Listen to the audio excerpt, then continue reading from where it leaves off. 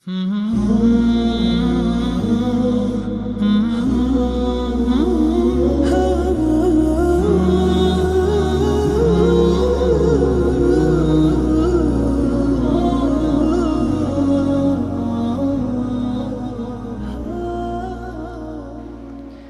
الله الرحمن الرحيم. الحمد لله والصلاة والسلام على رسول الله وعلى آله وأصحابه ومن اهتدى بهداه. أما بعد، فصل لباسي ماري دانان بو آفرت واجب. شو آفرتا برامبر مصلحتك، منفعتك، سودك، كلكك بو آفرتا ددريتا أو بياو. بلام وكو شجاع رحمة خواه بيفرمي: ويستحب سنة واجب نية تسمية المهر في النكاح. تسمية ناوهنان وآماجدان بماريكا كچندو چونا لناو عقد نكاح كدا سنة. ماري واجب ابو افرد بهمو بارش افرد ماري هر هيا، بلام ناوهناني چنديتي و چونيتي ماريكا لعقد كدا سنة. فإن لم يسمى اگر لكاتي عقد كذا كوليك دڵێ وفلاني كتي خوم لێ مارە کردووی و کردمە ژنت، ئەویش دڵێ وفلانی کشتم وەکو ژنی خۆم قبول لەوێدا مارەیەکە ناویشی نەهێنرێ. فإن لم يسمى ناوی نەهێنرا صح العقد، عقدك صحيحة دروستە و دادەمەزرێ. جا ئەگەر هەر هیچ باسی مارەیی نەکرا مەهری مثل واجب دەبێ. مارەیی هاوێنە بۆ ئەو ئافرەتە واجب دەبێ. زانیمان مەهری مثل چییە؟ بەڵام ئەگەر ئافرەتەکە خۆی بە وەلیەکەی گوتبوو کە بەبێ مارەیی بمدە ئەو پیاوە، بەبێ مارەیی بمدە ئەو پیاوە، ئەوە بەتەنیا بە عەقدەکە مارەیی واجب نابێ. بەتەنیا بە عەقدەکە مارەیی واجب نابێ. بەڵام ووجب المهر بثلاثة أشياء، بەڕوودانی یەک لەو سێشتانە، یعنی حتا لەو حاڵەتەش کە ئافرەتەکە بە وەلیەکەی گوتووە بەبێ مارەیی بمدە فڵانە کەس، حتا لەو حاڵەتەش بەڕوودانی یەک لەو سێیانە مارەیی واجب دەبێ. یەک ئەن یەفریضه الزەوج على نفسه، پێش جیماعکردن مێردەکە پیاوەکە بڵێ ئەوەندە مارەییم بۆ تۆ لەسەر بێ، بۆ خۆی فەرزی بکا بەسەر خۆیدا. جا ئەگەر لە مەهری مثل لەو مارەیی ئەو ئافرەتە شایەنێتی کەمتر بوو، مەرجە ئافرەتەکەش ڕازی بێ کە ڕازیم قەینا شایستەی 20 مسقاڵە، بڵێ 10 مسقاڵ مارەی بۆ دەکەم، شەرتە ئافرەتەکە ڕازی بێ. بەڵام ئەگەر مەهری مثل بوو یا زیاتر بوو، ڕازی بوونی ئافرەتەکەی ناوێت، چوە قازان دێتی ئافرەتەکە.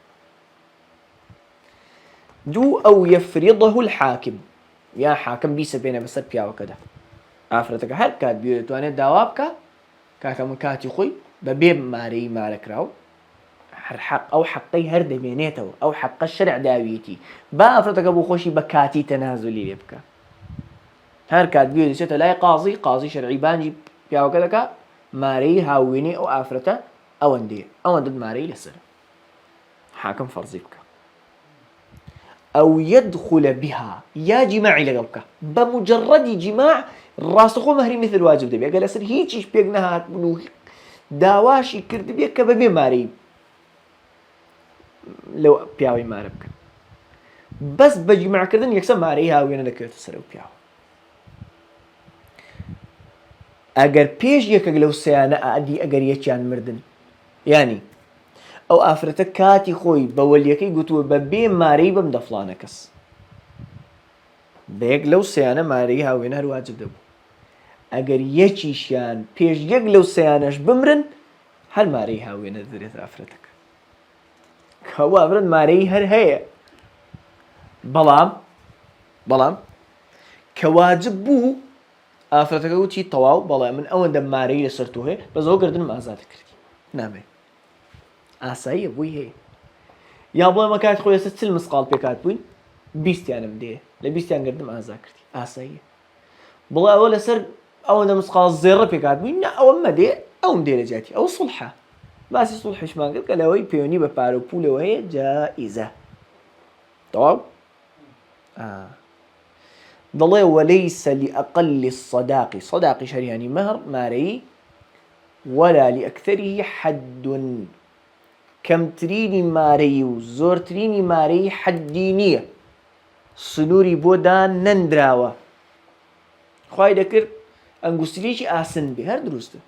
خوای دەکرد دنیایەک دەبوو، هەر دروستە، بەڵام بەگشتی مارەیی کەم باشترە لە مارەیی زۆر. ويجوز أن يتزوجها دروستيشا أو بياوة لخوي ماربكا أفرد لخوي ماربكا على منفعة معلومة. باوشتا عيني جنبي اشتشي بردستنا بلكو منفعتك بي سوديك بي بو آفرتي بجيني بمرجي سوديشي معلومة به زاندرا ودياري كراو بي وكو قرآني فركة، وكو صورة فلاني فيركا مثلا، وكو صورة فلاني بيلا بركا، وكو فيري خياتي بكا مثلا. منفعتك سودك يعني باري بردستيش نبي. ويسقط بالطلاق قبل الدخول بها نصف المهر. قبل الدخول بها بيش جماع لقل كردني ئەگەر ئەو پیاوە ئەو ئافرەتەی تەلاق دا، پیاوەک ئافرەتەکەی تەلاق دا پێش ئەوەی جیماعی لەگەڵ بکە، یەسقوط دەکەوێ نیوە نصف المەهر، نیوەی مارەی. یعنی هەر کات پیاو ئافرەتەکەی تەلاق دا پێش ئەوەی جیماعی لەگەڵ بکە، نیوەی مارەیەکەی دەداتێ، نیوەی دەکەوێ. طلاق نەک مردن، يعني لەسەر 100 مسقال زێر ئەو ئافرەتەی مارە کرد پێشەوەی جیماعی لەگەڵ بکە، یەکیان مردن، دەبێ مارەیەکەی وەکو خۆی بداتێ. چۆن باسی طلاق دەکەین، نەک مردن. اینجا شتێکی دیکەش هەیە. طبعا خوا سبحانه وتعالى نظلمی لە ئافرەت کردو مسقال زەڕەک، نەظڵمی لە پیاو کردو مسقال زەڕەک. بەڵام ڕەنگە یەکێ بڵێ ئیسلام زوڵمی لە پیاو کردووە، قسەکەی کەمتر جێگەی گاڵتە بێ وەک لەوەی بڵێ ئیسلام زوڵمی لە ئافرەت کردو. سەرڕای ئەوە شتێکی دیکەش لەسەر پیاوە، ئەویش متعەی تەلاقە، بەخشیش و دڵڕاگرتن. لەبەرەوەی ئەو ئافرەتەی دڵتەنگ کردووە بە تەلاق واجبە لەسەر پیاو کە بەخشیشی بداتێ. سنەتیش وایە لە 21 مسقال زی و کەمتر نەبێ. خۆیان پێک دێن لەسەر بڕەکەی، پێک نەهاتن قازی دیاریەکە. بەڵام ئەو ئافرەتەی جیماعی لەگەڵ نەکراوە و تەلاق دراوە و نیوەی مارەیەکەی دراوەتێ، بەخشیشی نادرێت. خۆتو هەر هیچ نەکرد، یعنی جیماعی لەگەڵ نەکرا، کچێنیت لە دەست نەچوو، هیچ نیوەی مارەیەکە دەدرێتێ، بەسە بەخشیشی تەلاقی نادرێتی. ئەنجا ڕەحمەتی خوا لێبێ فەصل دەربارەی وەلیمە، ئەو خواردنی ساز دەکرێ بە بۆنەی ژن هێنانەوە. والوەلیمەة على العرس، خوان سازکردن بە بۆنەی ژن هێنانەوە مستحبە، سنەتە، یعنی سنەتیشی گەورەیە.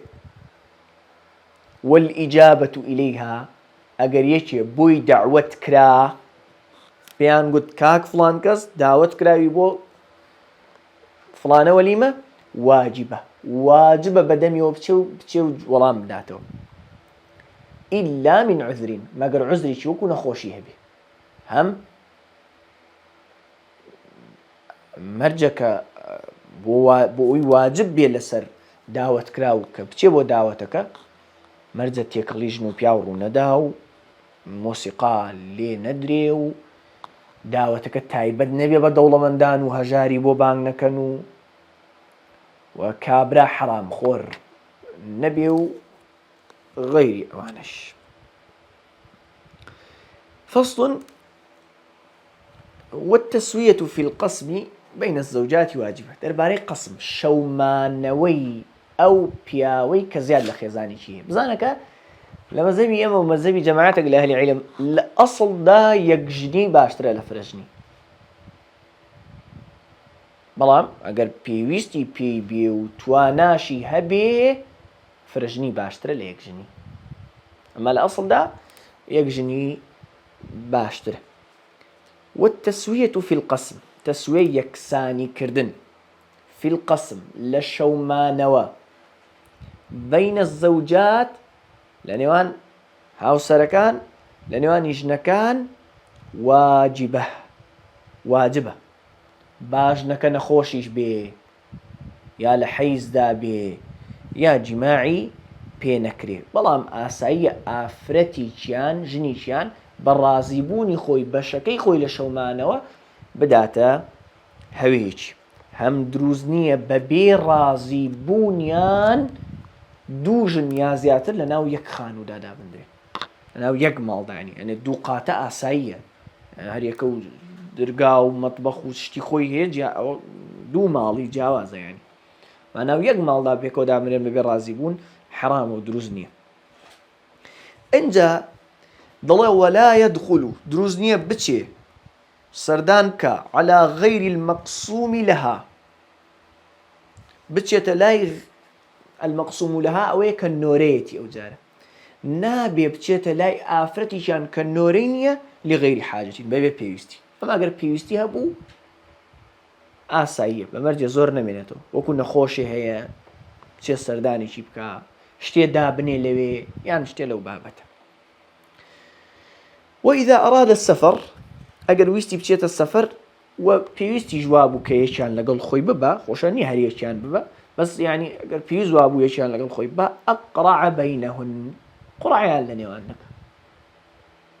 وخرج بالتي ئەوەیان لەگەڵ خۆی دەبا کە تەخرج لەها القڕع، قڕعکەی بۆ دەردەچێ کە لە سەفەریش هاتەوە، پێش سەفەر شەو نۆرەی چێ بوو دەچێتەوە لای ئەو، ماوەی ئەو سەفەرە حیساب نییە، پێش سەفەر نۆرەی چێ بوو ڕاستەوخۆ دەچێتەوە لای ئەویان. وإذا تزوج جديدة ئەگەر ئافرەتیشی نوێی هێنا خصها بسبع ليال حوت شەو بەدوای یەک لە لای دەمێنێتەوە ئین کانت بیکڕا، ئەگەر کچ بوو ئەو ئافرەتە نوێ کە هێناوێتی، ئەگەر کچ بوو ئەنجا نۆرە دەست پێ دەکاتەوە. وبثلاث بەسێ شەو تایبەتی دەکا ئین کانت ثەیبە، ئەگەر کچ نەبوو ئافرەتەکە. ئەنجا لای زۆری نۆرەکردن سێ شەوە، یعنی نابێکی پێنج شەویان بداتێ و لێیاندا ببڕێ، دوو خێزانی هەیە پێنج شەو لەلای ئەو بێ بەسەر یەکەوە نابێ نۆرەی هەر یەکەیان لە سێ شەو زیاتر بێ مەگەر ئەوانی دیکە ئیسنی بدەن. ئەنجا دێتە سەر ئەحکامی لاملیکردن و نوشوز ملکەج نەبوونی ئافرەت.